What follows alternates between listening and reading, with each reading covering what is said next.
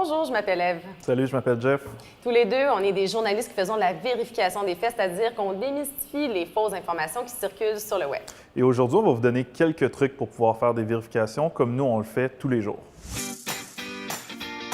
Dans cette deuxième vidéo, Jeff et moi, on va vous montrer comment remonter à la source d'une nouvelle pour voir si elle est vraie ou fausse et aussi vous montrer un tour de magie pour savoir qui se cache derrière un site Internet. Donc, si vous voyez une histoire circuler sur les réseaux sociaux, par exemple celle-ci, qui dit que votre boisson énergisante contient de l'urine de taureau, vous pourriez d'abord cliquer sur la nouvelle pour la lire au complet, évidemment, mais aussi parce qu'à ce moment-là, vous allez arriver sur le site qui l'a publié. Ici, on peut voir que c'est wahoo.tv qui a mis cet article-là en ligne. Moi, je ne connais pas ce site Internet-là, donc je vais essayer de trouver des informations sur eux, sur leur site Internet. Dans les sites sérieux, par exemple, comme dans les sites des grands médias ou des grands journaux, il y a toujours un onglet à propos et souvent aussi les noms et les coordonnées des personnes à contacter.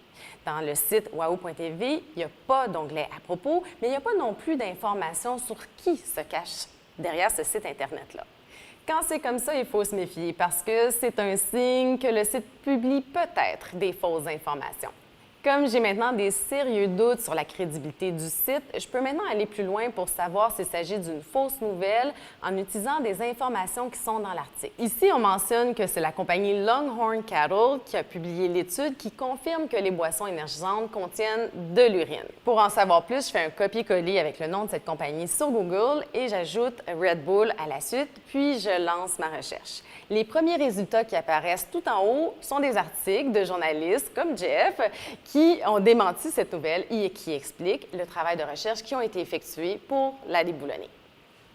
Par conséquent, en moins de 30 secondes, je peux conclure que cet article est une fausse nouvelle. Mais si on va aller plus loin et on veut en savoir un peu plus sur le site qui a partagé cette nouvelle, il existe un moyen super simple d'y arriver. Vous pouvez aller sur le site Domain Big Data et vous allez copier le domaine d'origine du site dans la boîte de recherche. Nous en apprendrons plus sur la personne ou les personnes qui possèdent ce site.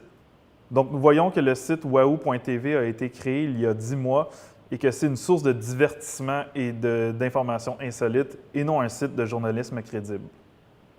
Bien que cela ne signifie pas que nous sommes en présence de fausses nouvelles nécessairement, ces informations nous démontrent que le site est moins crédible et que l'on devrait trouver d'autres sources pour confirmer ou non cette information.